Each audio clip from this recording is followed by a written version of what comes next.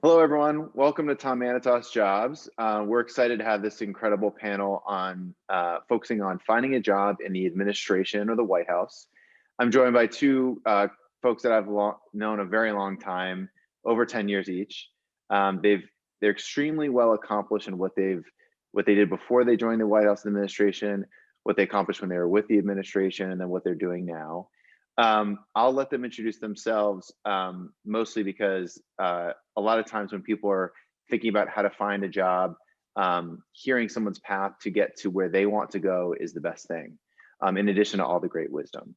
But before I get to Paul and Alexandra, let me quickly tell you a little bit about Tom Manitas Jobs. I started this whole thing as a hobby back in 2002 when I found myself in a privileged situation in a leadership office on Capitol Hill.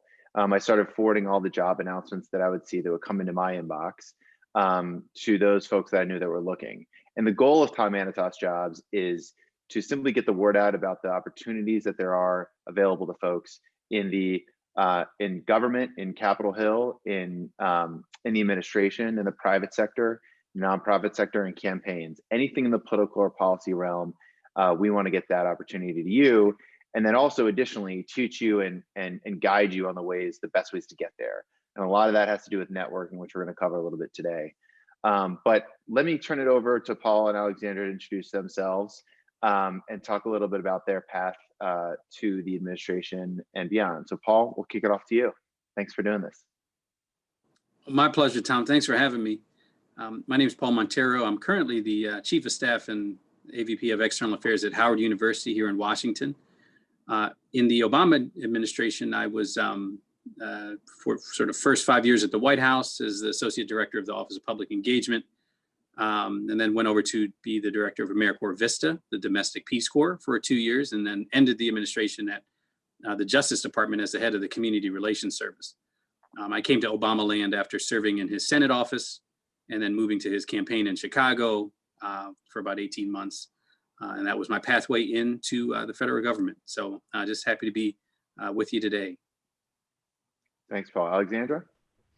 Hey, thanks, Tom. And my career may look less distinguished in comparison to Paul's. So I joined the Obama administration in the second term, accepted a job bravely in August of 2012, really hoping we would win that November of 2012 election. Started as Chief of Staff in the Office of Legislative Affairs at the Department of Homeland Security, third largest agency of government, became the Deputy Assistant Secretary for Legislative Affairs at the Department of Homeland Security. And then in 2015, got the job that got the call that everybody in Washington always hopes to get, which is, would you consider coming to work at the White House? And so I ran out 15 and 16 as special assistant to the president in the Office of Legislative Affairs at the White House and left in January of 2017. Great, thanks. Now, yeah, as Alexandra mentioned, Paul, you came on at a similar time as we are now. And I should preface this by saying, we do this type of outreach and informational and stuff for whatever the administration is, Republican or Democrat. Most times the transition is just the same. So this could apply to the current Biden administration or a future Republican or future Democratic administration as well. But Paul, you said you worked for Senator Obama when he was on the Hill and then jumped to the campaign and then got in the White House after that first election.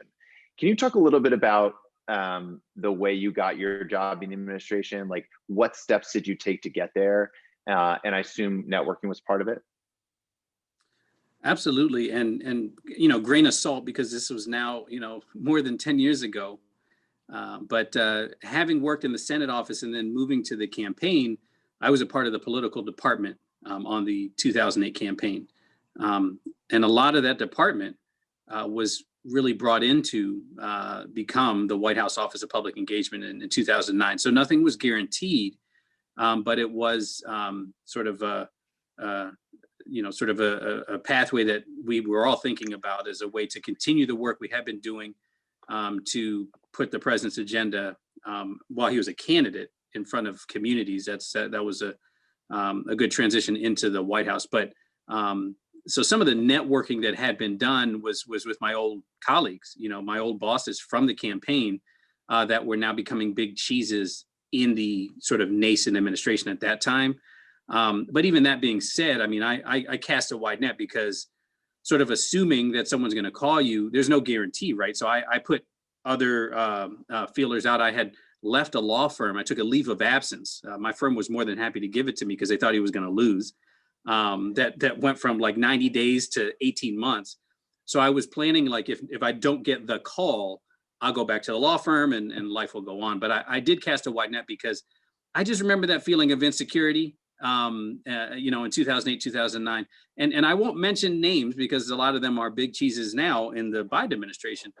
But it's a real thing. I mean, this transition period, where I know a lot of my purpose is wrapped up in the work that I do wherever I work, sort of being between jobs or trying to land one. The insecurity was real. And so I would call up or check in with people, send notes to folks, just let them know I'm open to serving, and making it clear that if I was asked to serve, I would be happy to do so. Because I didn't want them to assume that, of course, I'm interested and just leave it at that. So I did my share of networking. It was easier pre-COVID, obviously, back in 2008, 2009. But letting people know that you're open and looking, not assuming that of course they know you're interested. That was my approach, at least. Very smart. And I think that's a key to a lot of networking and getting that job is you want to be persistent right up to the line of being annoying. You want to remind people that you're looking. You want to thank them for their time. You want to keep high up in their brain and kind of in their radar when they see something and an opportunity pop up, whether it's in administration or elsewhere, that they think of you. So that's super smart. Alexandra, how did you handle it coming into administration from Capitol Hill and kind of exploring the opportunities? Well, I'd just like to say I'm so glad Paul mentioned insecurity in job searching, because I think that is so true of a job search at any level, at any point in your career. And it's the hard part, just really feeling that insecurity and overcoming it. And frankly, then even when you get into these roles, it's really easy to feel insecure and feel imposter syndrome about having them. I mean, there is no case of imposter syndrome like working in the White House, in my experience. But so I have a similar story to tell about networking, but I think it's important to think about networking in terms of just doing the job that you currently have really well as the first and most important piece of networking, right? Networking is not just meeting people, at cocktail parties, as if there were ever cocktail parties, but doing your job well is how you build a network. And so I like to think that was probably the thing that I did that was core to my moving into the administration. I had worked alongside a lot of those big cheeses that Paul mentions. They had gone on to do great things. They had seen me doing a good job on Capitol Hill. At that point, I had been 7.5 years with Speaker Pelosi. And those are the folks who helped bring me into the administration, because they recognized, hopefully, that I did good work. As Paul mentioned, it's also telling people what you want and articulating that desire to serve. So just expecting your phone to ring because people know you are great is not sufficient. So you have to tell those big cheeses what you want to do. But again, core first step is doing a great job where you are. Great advice. Great advice. Next, I want to cover then that's great advice, let me say, applicable to wherever you want to work, Capitol Hill, the administration, the private sector, same thing. Next, I want to cover the hiring process in the administration, and I'll frame it for you a little bit. So I worked for President Obama's re-election, and I went through a process of trying to get a job in the administration. Didn't end up working out, but I learned that 7,000 political appointees throughout the administration are all hired by one office in the White House, and that's called the Presidential Personnel Office, or you'll hear people use the acronym PPO. So it's PPO that staffs the entire administration and then they send their representatives called White House liaisons that sit at each department or each agency. And when there's an opening, that White House liaison kind of radios back to the presidential personnel office of the White House, lets them know that that position's available. And there's a big back and forth. A lot of people assume the secretary or the cabinet member has an outsized influence over the hire, and they can influence it, but it's really driven by PPO and it's managed by PPO at the White House. So Alexandra, can you walk me through the process that you went through in your first job within the Obama administration, which is at the Department of Homeland Security? And did you deal with the White House liaison? Can you describe a little about what that person does and how much say they have in terms of interacting with the secretary's office? Yeah, Tom, the way you described it is 100% accurate in my experience. And I think folks should think about this as there are some different centers of power throughout the administration, and a cabinet secretary, for example, is a center of power in hiring. Other senior staff are centers of power. The White House generally is a center of power, but it all goes back to that hub of PPO. So I was connected into PPO by some of those folks I had worked with on the Hill who were then in the administration. They elevated my name and resume to PPO. I remember taking a taxi back when we took taxis from the Hill to go down to the White House to have my PPO meeting, which was sort of an intake meeting where I met with a future administration colleague to talk about the things I wanted to do in the administration. I think it was very important that in that meeting, I was specific about what my unique skill set was to serve the administration. I know there are a lot of people who are animated by this public service and they just want to serve. And I think that's a beautiful thing, but I do think you actually have to focus where your skill set best enables you to serve. So my personal pitch was about the fact that I was coming out of the speaker's office that gave me unique view into how legislation moved, into how the Hill actually works versus, how you're taught that it works.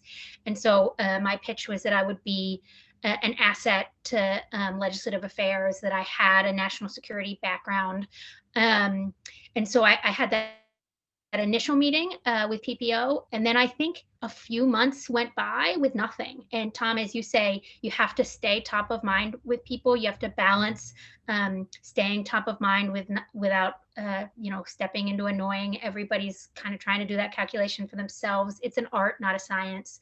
But out of the blue, one day, I got an email from PPO asking if I would be interested in interviewing for this job at Department of Homeland Security.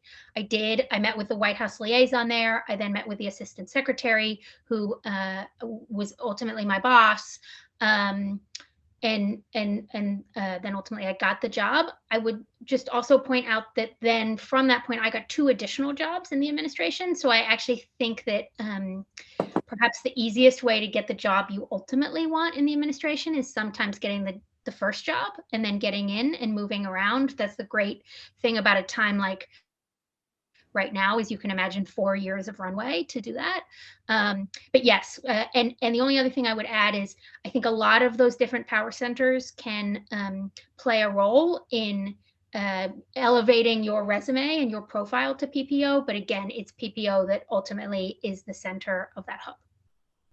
Paul, thanks, Alexandra. Paul, when you're coming off the campaign, and this process is different than one that was a while ago.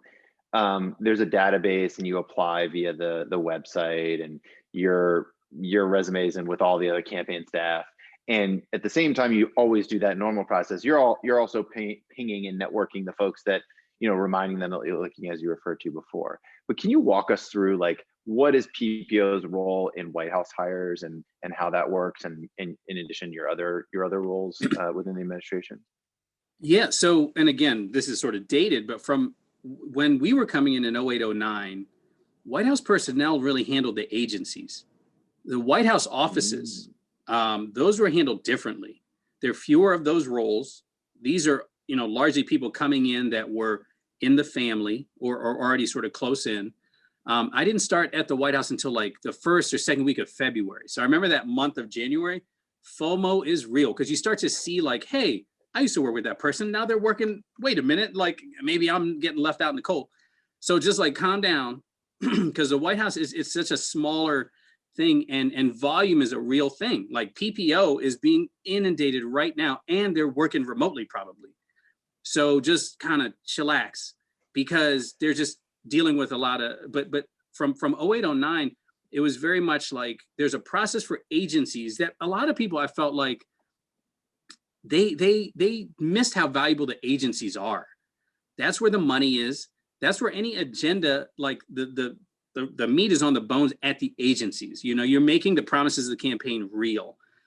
Certainly, like I was so thrilled to work at the White House for 5 years.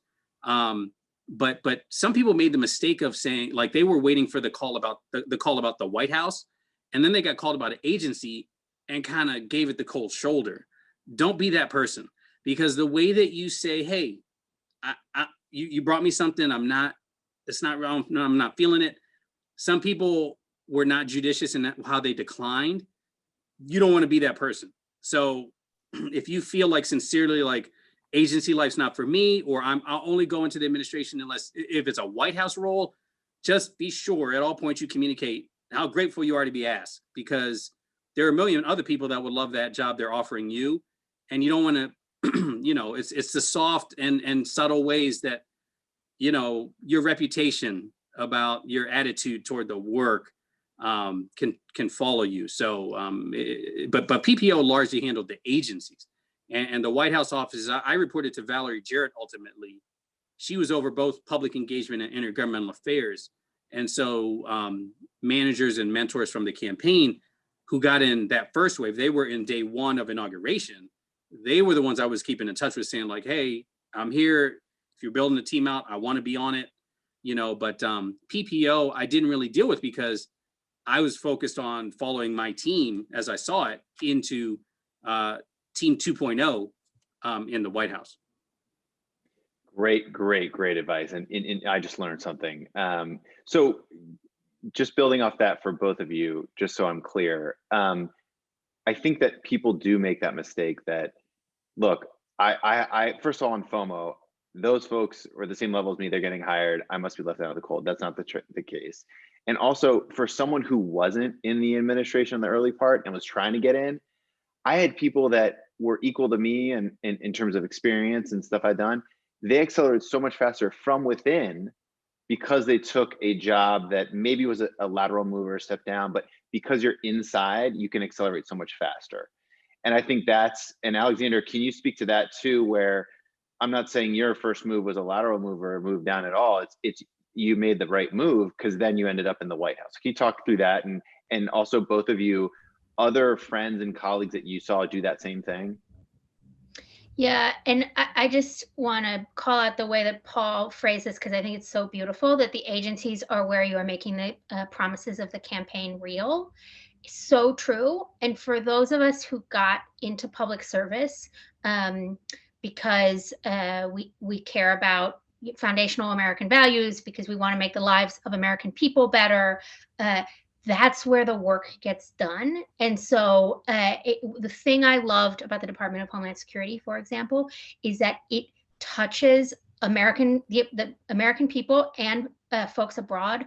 That is their mission. It is so it sits so close to the lives of our country.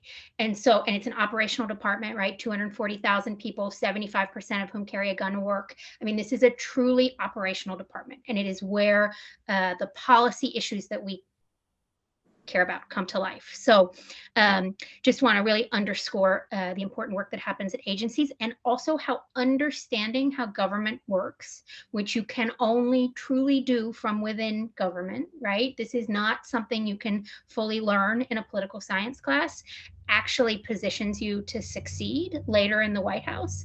A lot of what I did in the White House, which really involved understanding the work of the agencies, I could not have done as successfully if I had not been there first, just in terms of my sequencing.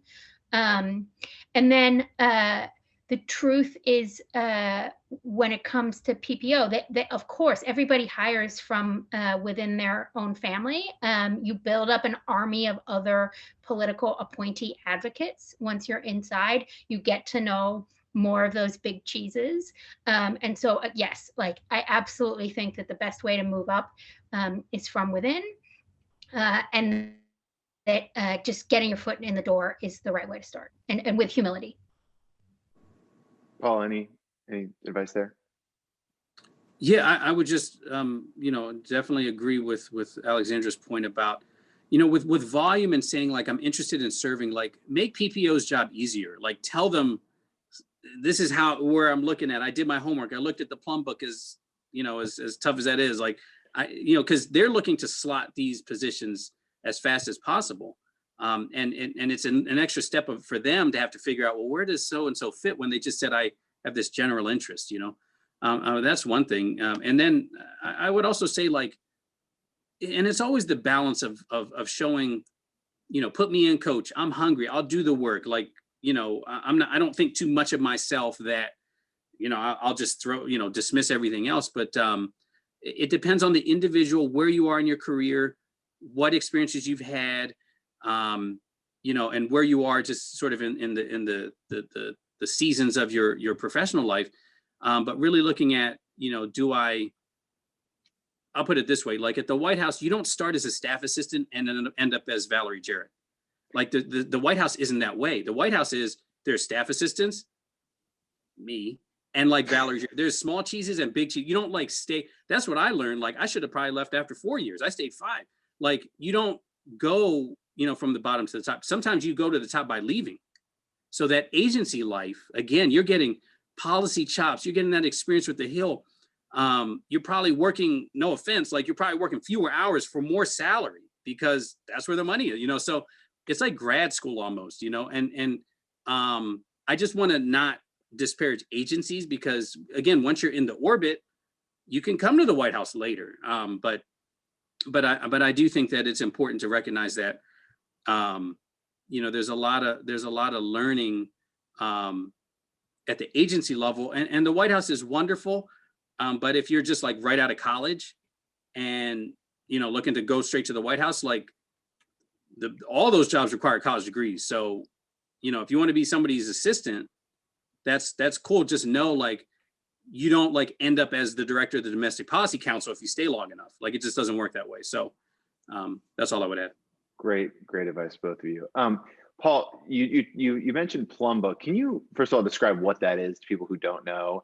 And just to recap, you started at the Office of Public Engagement of the White House, but you also work for AmeriCorps and in the Department of Justice. So how does someone like, and Alexandra mentioned her friends from the Hill were identifying positions that she would be good for, but for someone coming in fresh to DC in this process, how in the world do you navigate what all these different agencies are and the positions that exist? Yeah, so the Plumb Book is a good start. Like the Government Accounting Office puts out, the Plumb Book is a list of all the discretionary political positions. So when people talk about the administration, these are all the jobs that are contingent on who the president is. So almost all of those jobs turn over because there's a new president. But looking through the Plumb Book is a good start because you can start to see all the political slots at the agencies and including boards and commissions for people that may be thinking, I'm not leaving my day job, but I want to serve on a board or commission. The Plumb Book's a good place to start. It's not super user friendly, but you should really start there because it shows all the positions that those White House liaisons and PPO are looking to fill. And it's free. It's just Google Plumb Book, and there's a 2020 edition. You can check it out. So that's a good starting point. And yeah, my experience, when I left the White House, I was kind of like, again, I stayed 5 years, so I was kind of burned out. Because again, you're either me or you're Valerie Jarrett or Dennis McDonough, so like 5 years kind of wore on me. And I was like, I'm going to private sector. I'm gonna go make some money. And I'm glad that like some big cheeses were like, no, you really need to look at these agency opportunities to grow your skill set as a manager, as a policy expert. And so, yeah, PPO was the one that said, we're going to set meetings with you with the CEO of the federal agency that runs AmeriCorps. And later on, it was setting up with Attorney General Loretta Lynch to run the Community Relations Service. But PPO was super helpful in terms of showing me opportunities that could leverage the White House years in an agency context. And I'm so glad that they did. especially as we move to the second term, the PPO launched an initiative to look at how do we retain people and make sure we're investing in folks as opposed to, just losing them because the administration turned over. But how do we really invest in people to grow them in their careers? So that was a great initiative. I assume will continue in this PPO. That's great. Now, Alexandra, you and I were working on Capitol Hill when President Obama was first elected, and we decided to stay there and continue to help our boss at the time. Can you, because the competition right now after a election of a new president is so great, especially when the party has been out of power or out of the White House for 4 years, I think a lot of folks decided to stay on Capitol Hill, or like you and I did. Can you talk through those that might currently be running dual tracks, whether it be trying to get a job in a nonprofit or on the Capitol Hill and the administration, and perhaps give some advice and thoughts on working somewhere else before going to the administration? Yeah, so a couple thoughts there, Tom. Thanks for the question. First of all, I always used 2 tests for any job I considered, and this is writ large. This is now in industry, in the administration, and in Congress. And those 2 tests are, what is the most interesting and most meaningful thing that I can do at any one time? So interesting because boring jobs are boring. And even if you are only there 40 hours a week feels like a really long time in a boring job. And then meaningful is something I've always optimized for in my career. Everybody gets to choose what they optimize for. But I moved to Washington as a 23-year-old, animated by the idea of making a difference. And I have a feeling a lot of the folks on your jobs list and folks who might watch this feel the same way, Tom. So those were my governing principles, and I would apply in that moment in 2012 when I ended up in the administration. I could have just as easily, if the right job had surfaced, stayed on the Hill and found a interesting and meaningful job there. The thing that I would just generally suggest for people in Washington who perhaps aspire to work in an administration one day or now is that you have to build up credentials that are relevant to the administration. So those can be being a really great comms person, or an exceptional writer, or somebody like me and you, Tom, who have spent some time trying to figure out how Congress works, or people like my husband who have deep national security credentials and policy depth there. But you have to figure out what your unique and relevant value add is, and the work of your career. And you are allowed to have seasons in your career, as Paul says, but the work of your career is really deepening that particular value add. So I just encourage everybody to think about what their value proposition is to an administration, and then even looking further down the line, what their future value proposition might be, the jobs that they're really interested in, what will those jobs value, and then work backwards from there. Sorry, I was muted there. Great advice, and that kind of encapsulates a lot of what my last question was, and I think you hit it, Alexandra. Paul, what are some general words of advice just in terms of finding a job, whether it be in administration or anywhere, entry level, mid level, or senior, similar to Alexandra's? Well, starting from the sort of the basic level, again, if you're at a point in a career where there's like a specific specialty you have or area of expertise, make that clear to folks, because again, they're dealing with volume. So make it easy for them to understand this is where you fit in agency life or White House life or what have you. And watch for typos. I mean, it's a basic thing, but I'm surprised it still happened. Just watch for typos. And freaking social media. If people haven't recognized by now, your resume could be stellar. There's an office, at least when I was there's an office at the White House called Research, and they go and check your social media feeds. And I cannot tell you the number of times really great people, from interns to staff, Research looked at your Twitter, Facebook, whatever, and it's it's not private. So, and that was the saddest thing, is I could never go tell that person hey, you were checking all the boxes, but your Twitter posts, I can't tell you that because I'm not allowed to, but I'm out now. So whatever, It's not, check it, because they're checking it. And that's one of those things, like, people need to be aware. Obviously you have freedom of speech and stuff, but like at all points, the White House is going to look at what's the worst thing a political detractor could say about this person associated with the White House. And they're balancing like your utility with the blowback they might get. So that's just one of those like soft things that people, I just couldn't understand why people just would do that to themselves. And also, just like Tom said at the top, like, again, it's a really like unsettling time, or like, but don't go into that place of desperation. Don't, because it's like, it's counterproductive. Like, you're going to be, the more you like come across as a desperate person, like, don't like, find a hobby, spend time with your family or friend, whatever, in the socially distant way, but like, just resist going to that place, because it's not helpful to you.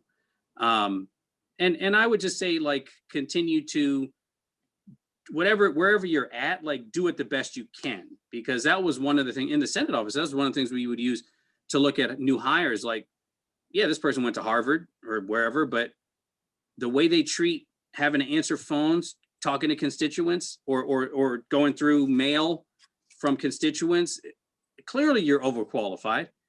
But your attitude that I'm too good for this, that's the problem. Because I'll tell you, at the White House, there is no staff. You're the staff. So you might, even a big cheese might have to make copies one day. And so don't be that person that even if you are accomplished and stuff, that's fine. Know your value, know your worth. But never really message, even subtly, like, I'm too good for this or that. Because, there's a lot of work for this administration to do. The country's just digging out of a hole. And it's about people that roll up their sleeves, not about people that say, do you know who I am? I just don't think that's a good approach. I think combining those two is a perfect way to end. So part of what I've seen that makes people successful in politics and policy and campaigns is two things. It's hard work and attention to detail. And I think I'd overlay that with ultimate humility and being nice to people. And I think what I just described is exactly what you've seen Paul Monteiro and Alexandra Veitch do throughout their career. And is what has provided success for me. Like, when I was Nancy Pelosi's intern, I showed up 30 minutes earlier than every other intern and stayed 30 minutes to an hour later than every other intern, because someone told me that was a key to success one time. And I vacuumed that carpet better than any other intern. I stocked that fridge better than an intern. You were hungry. I was, right. And no task was too small. And I still even try to do that today, even when I'm a vice president at a tech and music company. I'm the one pulling out the chairs and setting out the chairs for the former gubernatorial candidates that have come to speak at our company. So no task is too small, no matter what a big cheese you think you might be or as accomplished you might be. You do everything just like everybody else, and that's rewarded time and time again. And then just a note that, the whole like, always be nice to your intern because you don't know who your intern is going to be one day. Just be nice to everybody. Like that, being nice isn't a cost on anyone's time or any effort. And those people that are nice and combine hard work with attention to detail, and I always add attention to detail because you can do hard work and then hand over a work product to your boss and it's riddled with theirs, and then they get upset that you're not doing good work. So you got to do that hard work, but then you double and triple check, have a friend look at it one more time, and then present it, so then that boss is presented with the correct, factual, and accurate information is a real good recipe for success. One last question, because I have to ask you guys, because you had such cool jobs. Can you tell us a little bit about the coolest experience from your time in the White House or the administration? It can be a day, it could be an hour, it could be an event. Alexandra, do you want to start? Sure. So what I would say is that working in the White House is this amazing experience, but it's hard on families. You spend a lot of time working. So a moment that I will remember my entire life is at the end of the administration, and my husband into the Oval Office to meet the president. I had been so strict with my mom before we went in there, like almost like I was a teenage girl again, like, please don't embarrass me, don't do anything weird. And then of course, like, we walk into the Oval Office and it's this sort of, as Paul knows, it's this like it takes your breath away. It's like weirdly light in there. It's like the brightest room I've ever been in. And my mom, immediately blurts out, like, I'm not supposed to do anything embarrassing. And the president's like, what's stopping you now? Go for it. And then we did a little picture in front of the Resolute desk. And so I got to stand next to the president, and then my husband was next to me, and my mom was on the other side of the president. And my husband still talks about the fact that he got to sort of hold President Obama's hand behind my back, like a real creepo, but highlight for him. So it was just a beautiful moment for me for my family to really get to experience the privilege of the White House and the Oval Office. That's great. Paul? Oh, well, yeah, I mean, there's a lot of them, but the one that stands out, I always call Tom and his brother, like, they're the Greek Kennedys. And one of my favorite events to do each year was Greek Independence Day. And Greek Independence Day 2013, because all these pieces came together. Unfortunately, it was the same, the Boston Marathon bombing had happened. President Obama had come back. He had just come back from Boston for the memorial service at the Boston Marathon bombing sort of tribute to those who were lost. So he was kind of, and he's a steady guy, but, going through that, meeting with the families, it takes a lot out of him.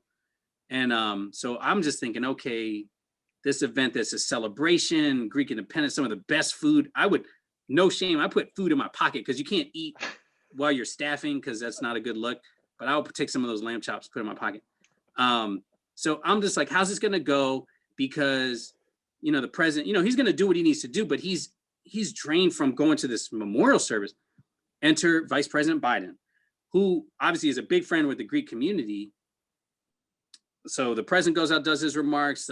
His Eminence, Archbishop Demetrios, goes out, gives his remarks. It was beautiful. Vice President Biden is there, but we're in the East Room. So that's about 250 people. And I'm like, who's going to linger? Who's going to hang out, mix it up with the guests? I don't know if the president, he's kind of exhausted. He stayed too. Vice President Biden from the podium, the room opens up after the spoken remarks are done because there's food in the state dining room. That's where I was hanging out. So everyone kind of goes to where the food is. But a lot of folks stayed in the East Room. Vice President Biden literally shook every hand. Like, it'd be a row of people at the velvet rope in front of the podium. He's shaking hands. He's hugging people. He's kissing people. Then they would go get food. He stayed till there was no one in the East Room. Usually the principals are gone by the time the room's empty. But because I think Vice President, now President Biden, like, he loves people.